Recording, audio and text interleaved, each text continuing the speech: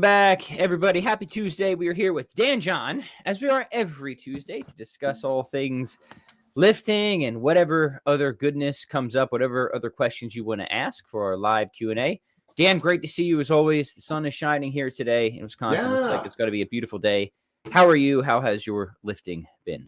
My lifting has been extraordinary. Last Friday, I got tied my lifetime best in the chin up with 14. So wow, those are serious. That's serious reps. That's awesome. Yeah. So that's pretty. I mean, considering I did that in 1974. Yep. Getting ready for high school football. So 50 years. And then I had real good numbers in my presses this week. Yeah, good. Lots getting my steps in. Oh, and the big news, my body weight was 205 this week, which is whoa, you blew past your 206 goal. Yeah, so I'm PRs just exploding with the PRs all over the place. Yeah, that's actually really cool, Dan. That's awesome. And real quick on the pull-ups, what are your thoughts on the pull-ups, as they relate to the sorts of fitness standards you sometimes play around? Do you have like a range, at least try to be here with your pull-ups or chin-ups for most people? Traditionally, I've said, 5 pull-ups is probably, don't forget. The other problem I have, Patrick, is, in my career, I haven't, this gonna, gentle listeners, I'm sorry, but, I work with big engines, big people, people. It's funny. I was doing this. I was talking yesterday and it was like, 1 year I sent our varsity football coach 62 high school boys who could all power clean 205, front squat 205, bench press 205, and this whole other list of things. 62 in a small Catholic high school here in Utah. So one of the issues I've always had is when people say, "Well, I do this, I do," I'm not. Brazilian jiu-jitsu, I'm a climber and all these things. Well, of course you can do 25 pull-ups. If you're a climber and a grappler, you should be able to do a lot of pull-ups. But if you're supposed to weigh 230 now as a high school linebacker, when I played, 230 was lineman. 100 years ago, 230 was the biggest guy in the league, maybe in the world. Yeah, and it's just having people do 25 pull-ups, in plus 230 is hard. Now I know online everybody can do it. Of course.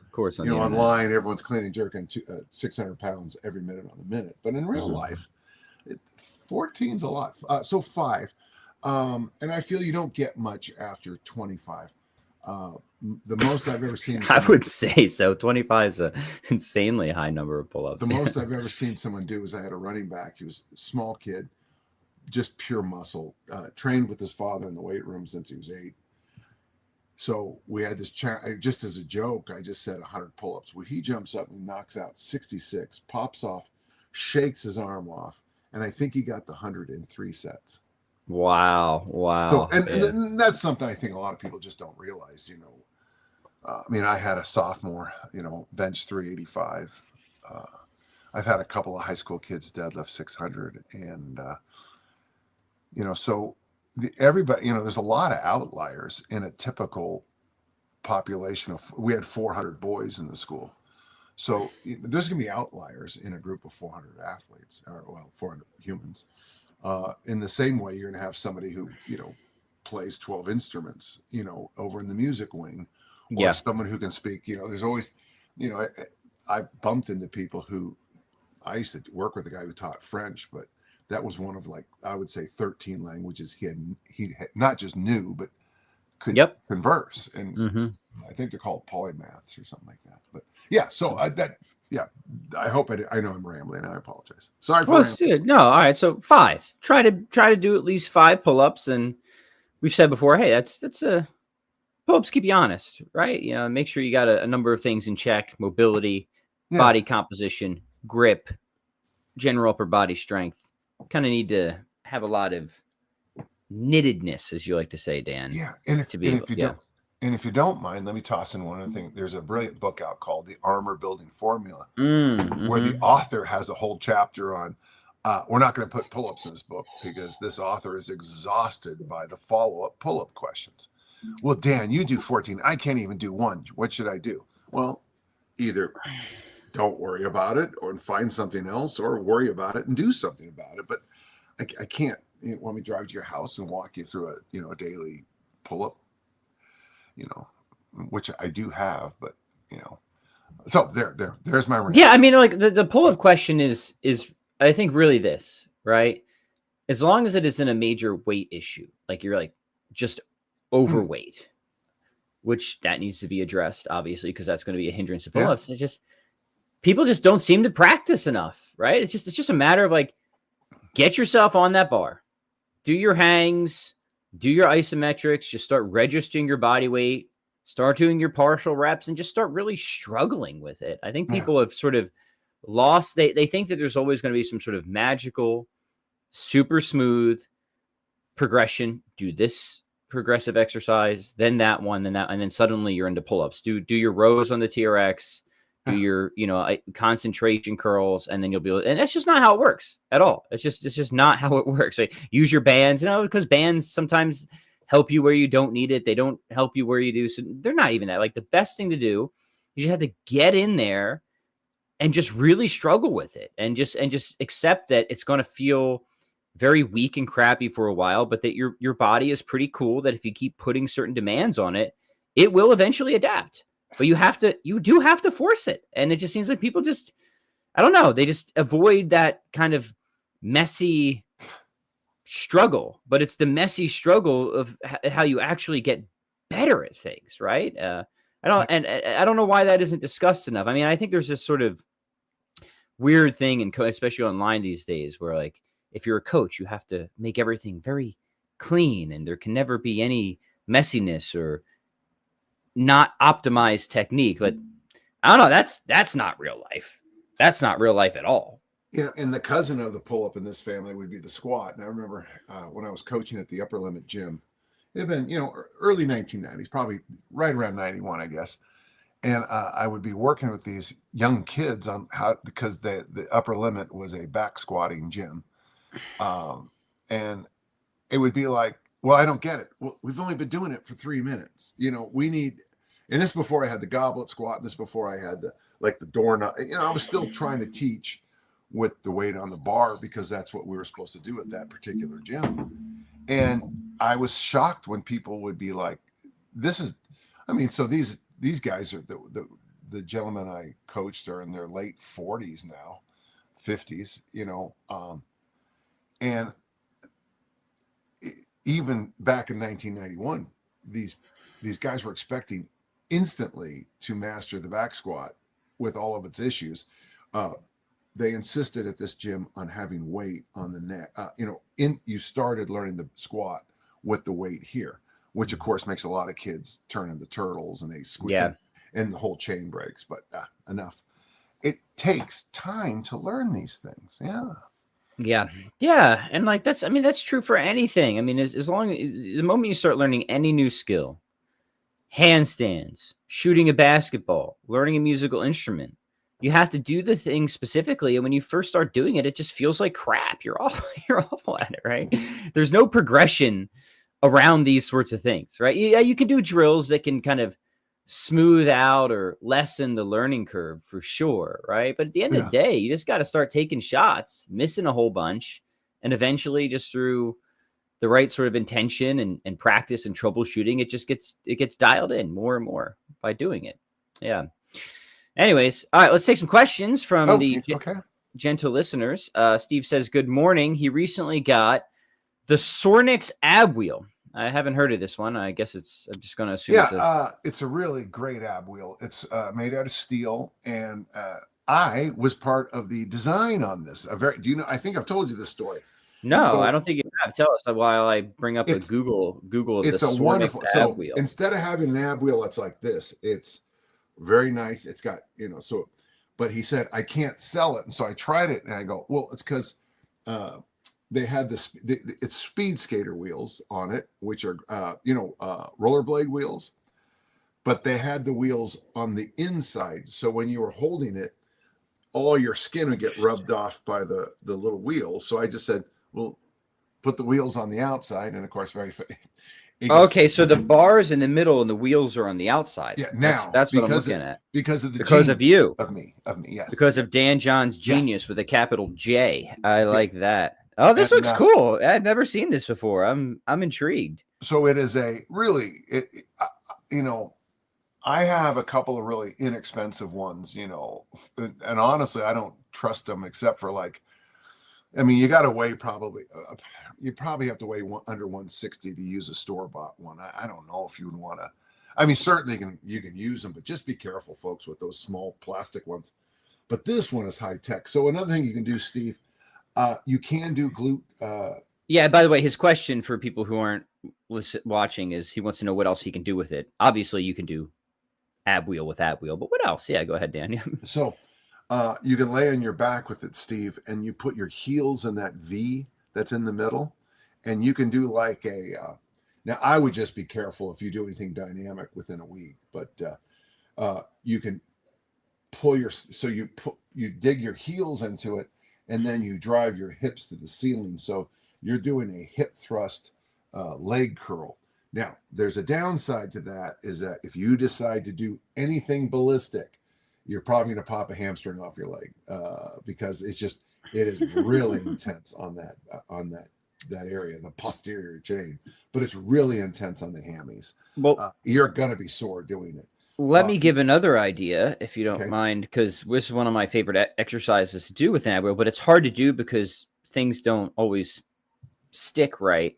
And it's the reverse ab wheel. So it's where you're in a plank and your feet are on. And then you essentially just pull your knees to your chest. But with a little dinky ab wheel, it's kind of tricky to do that a little bit. But this one looks like you could lock your feet right in and do that no problem. Yeah. And of course, from there, you can also put your feet in there, and you can do alligator walks, which I would include a push up in there. But yeah, that was the next one. That is I bought that big one back when the internet first started. It was basically a bicycle wheel. It was an ab wheel. It was a bicycle wheel with these little flat things with this really low end band that you put your feet in. And I got to tell you, we call those inchworms. So an inchworm is hands on the ground, feet in that little V, and you bring your feet to your hands. Right. And if you want, after every rep, you step out. So you inchworm across the gym. Yeah. I'm sure you could probably come up with a few, but I don't know of anything else that I've ever done except for those three. So ab wheel, inchworms, which Patrick is talking about, and that very intense glute ham raise. Interesting. Yeah. Okay, so it's not every day I see a new piece of equipment I'm genuinely interested in, but this one has caught my attention. So, what's the price point on the Sornex ab wheel? Well, here you go. It looks like it's $139. So figure a standard ab wheel is like $13. So that's a pretty big leap. In January at TJ Maxx, it's $5. Yeah. So keep that in mind. How much is it worth to have a few more things available? Again, there's probably more you could do with this, just off having not used it off the top of my head. Just a few ideas there for you. If you already have it, hopefully those can I say one thing about the ab wheel? Yeah. I have that concept where why do you defend that piece of equipment? Okay. And it's obviously more, and I forgot what the word is, but like with the kettlebell, why do you have a kettlebell? Swing, goblet squat, Turkish get up. Those are the best things you can do with the kettlebell. Boom, boom, boom. Barbell, the Olympic lifts, the power lifts. Okay, that's why you have one. Why do you have a suspension trainer? TYI one arm rows. Killer apps, as you say. The killer. Thanks. That's the word. It just dropped out of my head. Why do we use an ab wheel to do the ab wheel exercise? So it's one of those things where you could prop mini bands, monster walks. There's nothing better to do with a mini band than monster walk. You put that around your socks and you go for a walk, and you'll know in 30 seconds why I think it's so good. Yeah. So, and it's so $129 for an ab wheel just to do ab wheels. Well, it's the last time you buy one. And so And it's a great exercise, so maybe it is worth it, right? Maybe. Yeah, and if you have $129 item and you use it, then it's worth it. Yeah, and all right, maybe you don't get to go to Olive Garden as much this month, but yeah, I will say managing compromise, right, Dan? Yeah, managing compromises, baby. There's something magical about the ab wheel. There's something magical about the inchworm too. I think you're doing ab work in the way that the body's supposed to. It's like doing suitcase carries. Yeah.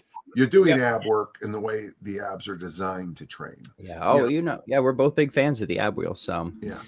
And to be clear, okay, I think it is totally okay to have a piece of equipment that just does one thing really well if that one thing is super worth doing. Well, and then it might even be worth budgeting a little bit extra for, right? Yeah. I bought that leg extension machine, and by the way, I'm loving it. I have a hip thrust machine, and what do you do on a hip thrust machine when you're not using it? You use it as a seat. Yeah. But when you're using it, it's a glorious piece of equipment. So the hip thrust, the leg extension, you might have to pay a little bit for them, but if you're using them, they're good tools. Yeah. Now, if you want to go cheap, folks, you buy a single 16 or 20 or 24 kilo kettlebell. You stick it in the corner, but you have to train your ass off on it. Got to train your little behind off. So you can go cheap or you can go expensive. Everything works. It's just what you put your time and effort. Speaking about training your butt off, here's a good question from Sean. He says, "Hey, I've been using kettlebells for months, but I haven't seen a difference in my results. What gives?" Well, it's always, important to have a little bit more context. How are you using them? What program? What sort of results you're looking for? But I think we can speak generally here, Dan. I notice when people don't get results from an exercise program, this is not just kettlebells, right? It's really anything. I notice there's the two biggest things that I see a lack of attention around would be the nutritional side, right? Obviously that, right? Obviously that. The second I would say is intensity. And we just know that if you're looking to get stronger, a little bit bigger, people just, they just kind of wimp out. And we know this is well studied that people think that people are really bad at gauging what they're actually capable of. They'll think that they're sort of like at their, 1 or 2 reps in reserve. But then you turn on some heavy metal music, you have an attractive woman walk by and you have a coach yell at them and they had 15 reps left in the tank, right? It's like clearly like your assessment of where you're at intensity wise is nowhere near where you should actually be training to get results, right? And that's a mistake people make, no matter with the kettlebells, barbells, dumbbells, whatever. Just people are just bad. They're just bad at assessing where they actually are on the intensity scale. And then beyond that, I would say after that, depending on certain goals, is volume. Volume is less important for some goals than others, but sometimes, especially when it comes to things like muscle, just not putting in enough overall work. So those are like 3 areas to look for troubleshooting. Speaking from a very general perspective, but Dan, let's get your thoughts. Well, you stole the good ones. I was going to say. Yeah, I'll leave you with the scraps. Yeah, thanks, man. I was going to say, what are your calories? What's your protein? And very often when I work with people who aren't getting where they need to be, the answer is, I don't know. Well, let's get there. It's like when people ask me that question about VO2 max or all those. Dan, do you do these? I throw the question back. Well, what's your VO2 max? I have no idea. Well, why are you worried about mine? I know what my calories are. I know exactly what my protein intake is because those are things that are very important in progress. The other thing, if you're I'll be. Where are your calories? Where's your protein? The other question: what are your measurements from 6 months ago and today? What are your pictures from 6 months ago and today like? Oh, you don't have those? Okay. How do you know you're not making progress or you are making progress? You got to have numbers, even if it's a simple. Do I even have all my measuring tapes are upstairs now? But even if you just measure your waistline and your body weight every day, I mean, those are we're looking at, that's the Clarence Bass method. You measure your waistline every morning, you measure your body weight every morning. Just something that simple. I really, I've always been a fan of pictures because, love them or hate them, you can make some you can make some assessments. Measurements can be all over the place, but in a 6-month period, and by the way, on the measurements, weekly is fine. Weekly is fine. But let's look into your calories. Let's look into your protein. Let's get a set of measurements now. Let's get a set of pictures now. Put them in your hidden folder, because you don't want to be at a party and all of a sudden suddenly you're the life of the party, right? Yeah. Yeah. And then from there, once we get that done, then I agree with you, Patrick. Volume, intensity, and density. Those are density is what kettlebells do. But if you, density is same work, less time, or more work, same time. The kettlebells are the king of density. So if you're not doing density training with kettlebells, the thing about the armor building complex, about it, so many of your complexes, is that you put a lot of work in a tight window, and then you try to cram more work into that window next time. And to me, that's what kettlebells do best. Yeah, good. Well, that relates to a question from Jason, who's following up from last week. Oh. He said last week he was referring to Mentor's low volume training and whether it's possible to apply that approach using the movements from the armor building program. He asked about just doing one set of the armor building complex and kind of got an incredulous stare from us on that one. We're not sure what the point of that would be. I still am shocked that Mike Metzger and Arthur Jones's materials still come up. I get these questions on site, and the second I get them, I always ping Ozzy back. I'm going to have to delete 20 comments. Anytime I talk about Mike Metzger, I have to delete comments because people say I'm an asshole or something like that. Sorry, gentle listeners.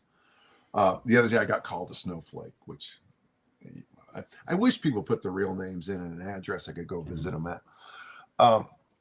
But the problem, Arthur Jones, anybody who ever knew him, I know Ellington Darden's still with us, but, he was certifiable. And, well, I got to be careful what I say, but you just study this guy's life, and there's some really strange stories.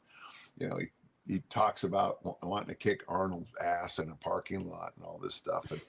And Mike and Ray Metzger, they both, they died within about a week of each other. And, I have Casey Viator's book in here. I might have thrown it away, but there's a whole chapter on anabolics are against, the Lord or something like it goes something like that. And I'm like, the amount of drugs those guys use was through the roof. And again, you're a bodybuilder, so you use drugs. I got that. But it's really, you don't see many people repeating what you see from the high intensity people. I know that you go online and there's a guy online, I think his name's Drew Bay, and he's called me out a few times. Never heard of him. And I struggle with it because very few people make progress on that. And you're not going to be able to do Nautilus training, high intensity training. One of my favorite things is being on that forum years ago and reading that Mike Metzger didn't do high intensity training. So the guy who wrote the book on high intensity training wasn't doing high intensity training. There's a great, by the way, I've done it, and I got to tell you folks, it's just like isometrics. If you want a clear change in how you look and feel, do one set to exhaustion, 3 days a week, 9 machines. In 6 to 12 weeks, you are going to feel real changes, and then you hit that wall. And you don't improve anymore. But that's true about isometrics also, and so many other things. I really feel like I'm being negative, but I don't want to be. I guess I'm just frustrated. He asked for your advice, Dan, and that's what he's going to get. And I just don't see how you can make kettlebells work with one set. You can make anything work. It's like when people say, Dan, you've said 100 times that you can't do this or that with easy strength. So I want to do it. What should I do? Well, just do it and make it work and call me back. okay, 8 weeks later, I tried to make it work. It failed miserably. So when I told you not to do it, yeah. So I don't see how it'll work. Jason, it's a good question. What is that? But there's your answer. Yep. Yeah. Is that symbol yin yang on his? Is that I don't know. I've scrolled past. Okay. All right. So I don't think you can, but you make it work, Jason, and honestly, and I'm being truthful here. Try to make that work, and then get back to me, and maybe because I might be missing something really obvious. I don't think you are, but that's all right. Yeah. All right. Joel says, "Hey guys, I'm having some pain with the squats with the armor building formula due to an old injury. Could he substitute reverse lunges?" He's listening from Wales. What do we do if somebody's having an issue with squats with that? Okay, first off, you're from Wales, Joel. So 2 things I want, and you have to reply. First off, this new TV show called Death Valley about Wales. It's new to Americans. Let me know what you guys think about it. And number 2, I've been watching the Wrexham soccer thing, and I got to tell you, that and Ted Lasso have some of the most feel-good moments I've ever seen in my life. Also, I still need to watch Ted Lasso. It's on my list. You're always giving the show recommendations, and I gotta get caught up. I'm still working on getting through Magnum PI. We'll get there. Okay. Joel, I've been to Wales a couple times, and I want to come back. I'm thinking about doing a side trip. I'll be speaking next year all over your island, but I was thinking after I do Edinburgh is to slide over and visit some spots in Wales again. There's one of my favorite places I've ever been in my life. The Deacon on the lake, the Priory on the lake. It's where the mock flights come in. It's called the Mach MACH loop. I loved it. So Joel, you have to respond in real time today. I want your feedback on that. Okay, and now you can do anything you want, whatever substitutions you want. Everybody knows my feelings about lunges, but if that makes your legs feel good. As I'm a white dragon, you're obviously a red dragon. So white dragons hate lunges, red dragons love them. So yeah, if that makes you feel good. Somebody's now calling that the Bulgarian ABF, the BAV, the Bulgarian armor building formula is what I read online. And so you can do anything you want, whatever. Yeah. So yeah, obviously. Now you got to respond to me. Okay, man? Yeah. Cool. All right. Our friend Walt says, is it a fool's errand to chase leg hypertrophy during mountain bike season? Yes. I feel like it's done. Yeah. There we go. Short and sweet. I mean,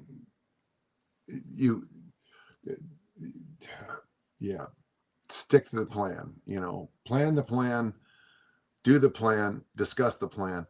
I hope you understand what leg hypertrophy is. That is putting on muscle mass. And that means that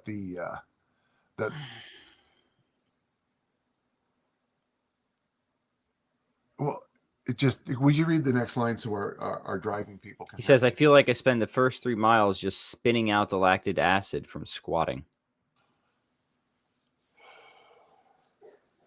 Maybe I'm misunderstanding the question, but I'm not sure you want that. With my collegiate throwers, my collegiate athletes, I divide the year into 2 parts. The first part is fit goes far, and that's when we do all the work. The second part is smooth goes far, and that's where we get the benefits of the work. So Walt, this mountain bike season, you should be getting the benefits of what you've been doing the time before, the 9 months, the 6 months, the 3 months in your prep period. Okay. I don't, yeah. The end. Yeah. The end. All right. Let's keep rolling. Good questions today, everybody. Yeah. Good morning, Nate. Good to see you, buddy. Good morning, Nate. Yes. Very good. Very good to see you. Very good to see lots of familiar names. Yeah, and occasionally faces. All right. Let's head to our friend Edward here. He says, do front squat pulses help to build muscle to use heavier weights, or just full squats? Or are just full squats optimal? Okay, so he wants to know about to those okay, so I'm coming out of the bottom. I hit my sticking point, and then I go back down and come back up. Is that what you So consider? that's how I'm reading it, Dan. Yeah, because I tell you, as an Olympic lifter, those have value. It gets us right back to time under tension, which is great for hypertrophy, but it's also that strength curve. So I'm coming through my sticking point, and then I sink back down and I come back through it again. It gives my nervous system and everybody else a chance to revisit the hell that I'm going through. Your opinions, Patrick? Yeah, no, I think it's good. I think I think there's value there in other contexts too. I think those sorts of pulses where you're working through sticky spots, the speed bumps, as we talk about in music. I mean, think of pull-ups, right? Spending a little extra time in the weak spot of pull-ups, wherever that is in your range, just kind of pulsing through that particular range of motion, I think can certainly have value, especially if that is where the speed bump is. That's the part where you slow down or crap out or whatever. Yeah, absolutely. Now, the only problem with this on the pull-up is it's probably be the area where you get middle-aged pull-up syndrome. Maybe, so you got to be careful about that. Yeah. It just so there's a good reason we have sticking points. It's an area that's you're on the edge of certain muscle groups. You're right in that. Yeah, sure, right. Use it in that. I mean, right. Even if I just do this and I pull, I'm pushing right there. That's where I get it right there. So I put myself in that pull-up position. Oh, I know that area. I can even just here make that happen. That's my sticking point. By God, is that a bicep? Oh, those break the camera. Gonna break the camera. Just missed. I tell you. Here's a technical question from Clive, and he wants to know the following. He's doing single kettlebell armor building. The problem he's having is when he goes into the squat, the only way he can stop the kettlebell from falling forward out of the rack is to hold it with his free arm in position. Yeah. Is this a problem that needs to be fixed? Clive wants to know. Yeah, I mean, if you don't mind me jumping on this, your rack needs work, and it's okay because so I've said this a number of times. For women, almost universally, I insist on waiter walks. So that's the one up here because they suck at it. Okay. And it's just not a good position for them. So we do waiter walks. For men, it's rack walks. You probably need to spend some time doing rack walks. First couple of things, maybe you're not. Okay. So technically, is your thumb on your chest? Is your shoulder retracted and deep? Is your elbow smashed against your ribs? Okay. If it's not, let's work on that. Get that position. Second, is there a weakness? And I'm guessing maybe even your rhomboids, Clive, if you're a desk jockey, if you spend a lot of time like this, if you are a push-up bench press fanatic as a child, you might need to wake up your rhomboids. And a great thing for you to do is rack walks. So single kettle, and maybe even a good idea to do them single kettlebell rack walks. Put the weight on the rack right here and then just go walk. And you'll find if it starts to slide down or lean forward, see what muscles are screaming to we quit muscles. Okay. Maybe it's something as simple as if your shoulder blades are winged out, your pecs are pulled forward. It could simply be, and this will be the rack walk might be an answer to a lot of other issues downstream from here. Maybe some neck issues, some shoulder issues. This discovery might actually be a good thing for you long term. This might actually prevent you from a lot of problems 5-10 years from now. So my response is first check your position, and then do some rack walks. After you do the rack walks, go, okay, if you got nothing, you're right here, then we'll try something else next week. Okay. Yeah, good. And yeah, very important, because if you want to get to the double kettlebell stuff and the front squats there, you're going to need that straightened out. Yeah. All right. iChef says, my 73-year-old mother has good bone density, but she's losing density in her hips. She has kettlebells and dumbbells. Do you have any ideas, suggestions for exercise selection? For example, hip thrusts. He continues. Also, when she comes over, she looks for the heaviest bell I have for her to deadlift. It is the best. Oh, I like that. Okay. So iChef the Impossible, I wish you'd use your real names. One thing I would make sure you do is I don't know how often she sees a doctor, but let's make sure we're clear here on bone density. Postmenopause, I'm guessing, I hate to infer, but 73. There is an issue with bone density with women. There are, I am not speaking, I am sorry, I am out of my field, but I do have a very close friend who is in this field. For those of you, I have a girlfriend, her name is Erica, and she was, did I tell you she was on that TV show? I think I did, right? Yeah, you did.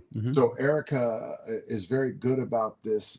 There's here in Salt Lake City, here in Utah, oddly, there's a lot of really good people in pelvic floor work for women, and they also work with appropriate hormonal interventions on bone density. Okay, so first thing I want to say is this is right on the edge of medical intervention, a medical question.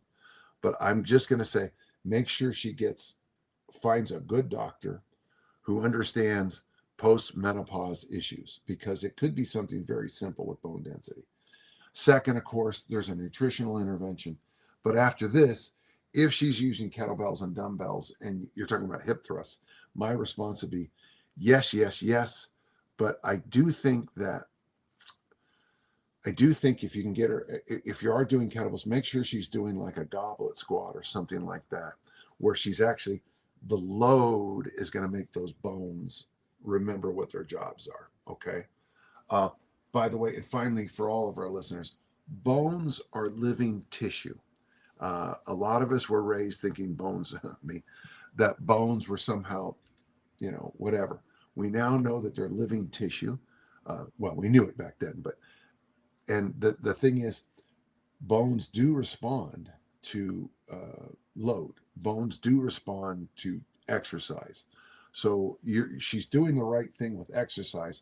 I'm just wondering if we need to make sure we get that looked at. Patrick? Yeah, no, I think that's nothing really to add there. I think that's very sound advice. All right, let's continue on. Again, lots of great questions today, everybody. Appreciate everyone taking the time to be here. This is always fun. Oh, here's a fun one. Our friend Ria Chona asks, which fitness myth would you guys love to eradicate? Oh boy, man, where to begin? Dan, you want to take the first whack at this, or should I? Well, I mean, the first one that hit my head because of our conversation, I'll think more about it, but that bodybuilding is the answer to all questions. The problem is we didn't think through the question enough. Since 1975, and I will you say his name again? Ria Chona. I don't know if I'm pronouncing that right. So apologies if that's totally off. The past 50 years, Ria Chona, bodybuilding is the tail that wags the weightlifting dog. Bodybuilding has great value. I'm doing it right now because I'm 68 and I should. But what happens is that you'll have high jumpers working their arms and chest to look good on the beach, where if they studied a moment of physics, they know that that's actually counterproductive to them jumping higher. So that's just one example. But that would be my first one. But go ahead. Let's start. Go ahead. Let's ping pong this back and forth. Yeah. Well, conveniently in my book, Strong On, which I've forgotten to plug recently, I have a section of fitness myths, vampire fitness myths, ones that refuse to die. So let me just, I fortunately had it pulled up. Let me read these really quick. It's not too long of a list, but we could jam on those. So here we go. These are all myths, right? So eating fat or carbs frequently or at night makes you fat. You need a gym membership to get fit. Cardio is the holy grail of weight loss. Crunches are the path to a flat stomach. Lifting weights makes you bulky. Breakfast is the most important meal of the day. Breakfast is inconsequential. So you can see there's kind of extremes being played off here. You can offset a poor diet with exercise. Soreness is the gauge of a productive workouts. Supplements are a surefire solution. Supplements are purely futile. I think both of those are myths. you should steer clear of daily workouts. Muscle magically transforms into fat when you cease exercising. High protein diets jeopardize your kidneys. As you age, building muscle becomes an impossible feat. We'll stop there. So there's a lot of particular. I don't know which one of those is the highest nuisance on my list. I mean, it is amazing how persistent some of those are. I mean, sometimes like you think, oh, surely nobody believes this one anymore. Oh, yeah. And then sure enough, a flood of comments or emails comes in and like, nope, this is still as prevalent as ever. So by the way, the original list of that was probably like 3 times the size, and my editor's like, we need to trim this down. We can't have them all in there. But I hope you heard, gentle listeners. I guess the overwhelming fitness myth that just keeps coming true is the worst thing you can do in theology, and the worst thing you do almost most of the time in life is either or. Did you know breakfast is the best? Breakfast is the worst. Right. Yep. Mm-hmm. Eat as much protein as you can. Don't eat protein. Fat makes you fat. You need to eat 70% of your food from fat, because humans are, they're made to eat whale. No? Yeah. And this either or has been something I've been, and I'm always amazed when I'm at a thing and I get weight training or cardio. Right. Yeah. I did it kind of earlier with our question about Mike Metzger's program, and I hope I didn't come off as too much of a non-nice person. But one set to failure is and I said it at the end, it's a great 6 to 12 week program. And then right after that, do 5 sets of 8 or 10 for a couple, and just do the reps. Both are great. Both have real value. There's great value, and this is something that I learned from Marty Gallagher. It's from his book Purposeful Primitive. He did a month of warrior diet, so 1 meal a day. The next month is Perillo's 6 meals a day. The next month is 1 meal a day, and you bang back and forth to get the benefits of both sides of that. I've done high carb followed by low carb followed by hard carb in my life, and I got to tell you, man, that's Lyle's body recomposition stuff, and I got to tell you, Lyle McDonald, great man, and I really found that interesting, how my body responded to those extremes. For one thing, it really helped me as a thrower. It made me a bit of a jerk at the end of the low carb time, but yeah. So maybe the biggest fitness myth is how we always go either or, and then from there we tribe out. We get these tribes, and all the tribes hate each other. Mm-hmm. I mean, I think about some of those. It's funny about some of the power lifters that are so anti kettlebells. Like, mm-hmm. This is just another tool, and when I talk to a power lifter, I usually, or a kettlebeller or a calisthenics person or a pull-up expert, they always say this when they're watching a football team. I'll tell you one thing, if I was their strength coach, they'd be better at, and then you fill in, and the truth is you would be. If you had an American football team that did nothing but pull-ups, they'd be really good at pull-ups. I don't know how they do in the field of play, because if you play a team that everyone weighs 150 to 160, that works. Unless they play against a team that everyone weighs, from 250 to 300. It's just, sometimes bigger people push smaller people around. Sometimes this is something that happens. Yes, I've seen it. So my general answer is the either oring, and then after that would be bodybuilding, and then we bring in Patrick's list. And I want the 3-page list. I do. I think, and we should go through every single point for hours. Yes. Yes. I agree. Maybe we'll get an updated edition of that book, and the only thing that will be updated is that list. Yeah. Good. All right, let's squeeze a few more in here. Scares Bears, says, how would you add hip and shoulder rotation to the push-pull hinge squat carry routines, like windmills or clubs or other stuff? Even if you don't answer, thanks for all that you do. Well, thank you. I don't do a lot of rotation work in the weight room. We do windmills, certainly, yeah. But I don't. I've answered this question, scares bears, many times. I just don't think I'm not a big fan of rotation in the weight room, but we do a lot of anti-rotation because don't forget I work with thrower scare bear, and the last thing they need is low end rotation work. I do think the suitcase carry is better for rotation work than most of the nonsense I've seen. Remember, as a discus thrower, I remember buying this really crappy piece of equipment years ago. We could barely afford dinner, and I bought this piece of equipment, and it was this metal thing that you took like this and you went like this, and it was just junk. I mean, it was just junk. And I kept thinking this is going to help me throw farther, and it didn't.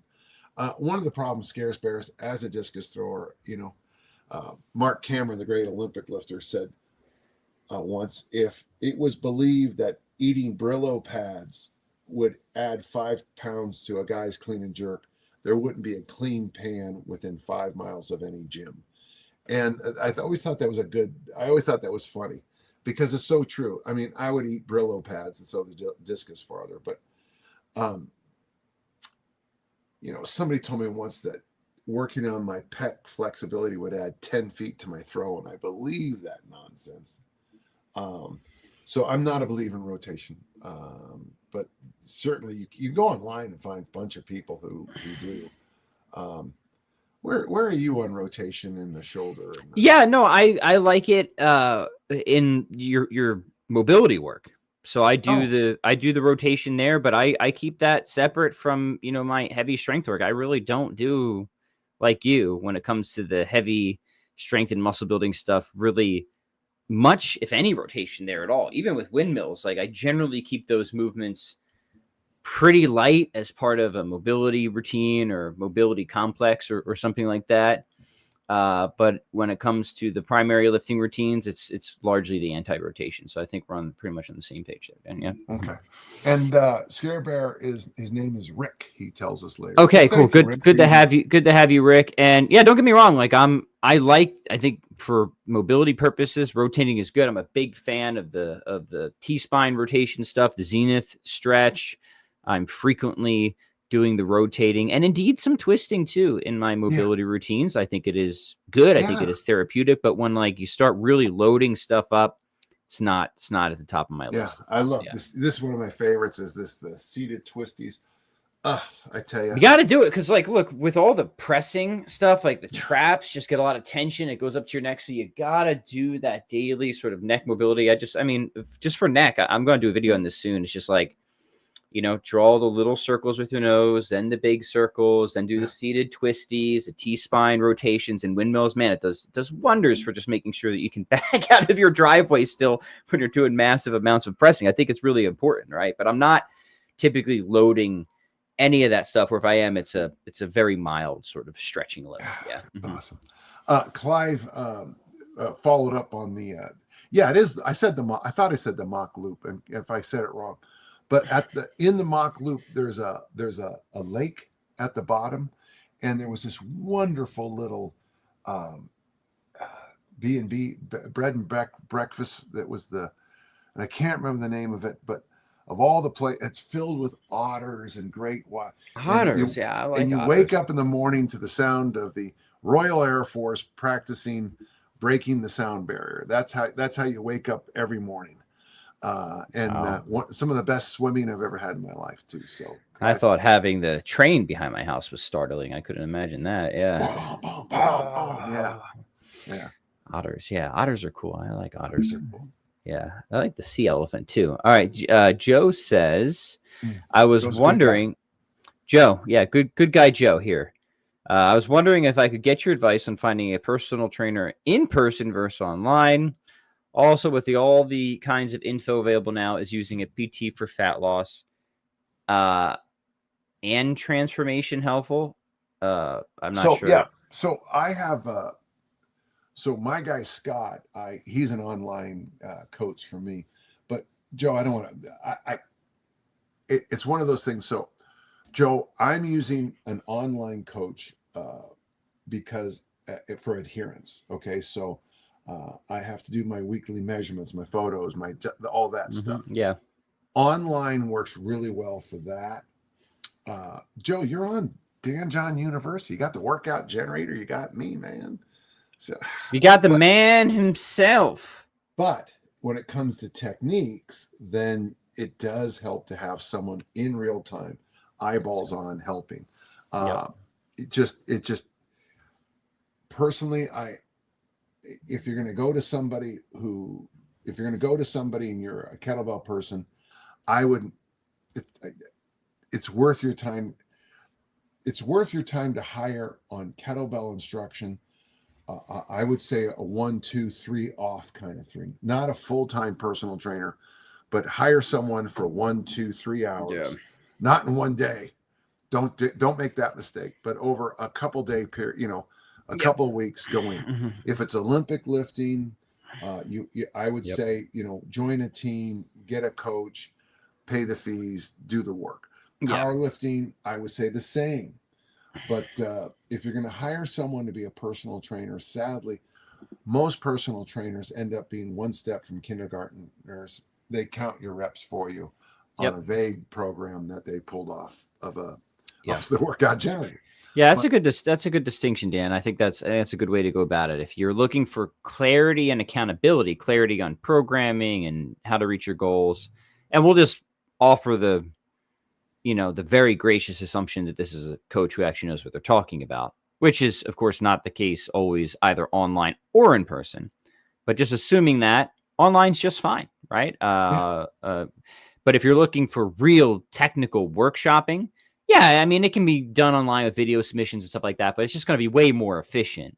Yeah. And probably cost effective just to do what Dan's saying is get it done in person for the technical, work on your swing or your power clean or whatever in person stuff. Yeah. Mm-hmm. And when people ask me, Dan, I'm a master's athlete. I want to learn the discus. And they'll say, and I have a free book, Contrarian Approach to the Discus. But then I tell them, why don't you just hire a local high school track coach, pay him $100 an hour and have him work with you. And the first thing I usually get is, I never even thought of that. Wow. So you went online, typed in discus throwing, found my name, emailed me, but within a mile of your house was this person who would kill for $100, So don't overthink it, right? Joe, I'm a big believer that it happens even at kettlebell certifications where I'll walk over and just literally push a person's knee and they go, "Oh, is that it? That's all it was." Yeah. So, and you don't get that from the videos. You get a lot of good things from videos. I'm not going to argue there. The video coaching has great value, and I discovered that during the lockdown. But there is something magical about someone putting their hand on something and going, and you go, "Oh, that's all it is." Yeah, that's just tactile feedback. Absolutely, 100%. So hopefully that helps you, Joe. Best of luck to you, Dan. Before you say goodbye, what are you working on this week? What new projects do you have in the pipeline? Yep. Thursday, I get into my vehicle, my Maserati, and drive down to Las Vegas to do a workshop with Mr. Tim Anderson. Oh, good old Tim. Please tell him hello. Yeah. And then I come back, and boy, it just feels like I'll be on the phone with you by then. But probably will be. Mostly this week is, hammering away, continuing to hammer away on my own personal goals. I got some podcasts. I am working on.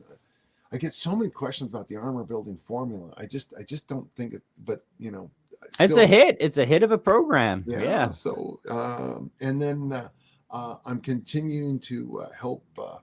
Got a person in my life who's on a scooter, helping them out a little bit, and life's good, man. Good. Awesome. Amazing. Love to hear it, Dan. Thank you, as always, for sharing your wisdom. Thank you, gentle listeners, for your awesome questions. Like, share, subscribe, comment afterwards. We'll see you next week. Goodbye. All right. Bye.